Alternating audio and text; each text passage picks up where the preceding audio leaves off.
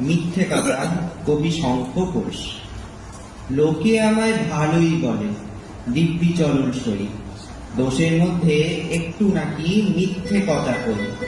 ঘাটশিলাতে যাওয়ার পথে ট্রেন ছুটেছে যখন, মায়ের কাছে বাবার কাছে করছি বকম বকম, হঠাৎ দেখি মাঠের মধ্যে চলন্ত সব গাছে এক এক রকম ভঙ্গি করতে এক এক রকম নাচে। ওমা দেখো নৃত্যনাট্য!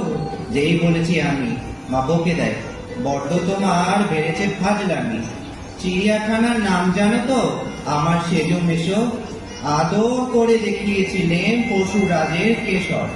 কদিন পরে চুল কাসানো দেওয়াল জুড়ে কি ঠিক অবিকল সেই রকমই মূর্তি যেন দেখি। ক্লাসের মধ্যে যেই বলেছি সুরঞ্জনার কাছে, জানিস আমার ঘরের মধ্যে সিংহ বাঁধা আছে। শুনতে পেয়ে দিদিমণি অমনি বলেন, শোনো, এসব কথা আবার যেন না শুনি কখনো। বলি না তাই সেসব কথা, সামনে থাকি খুব।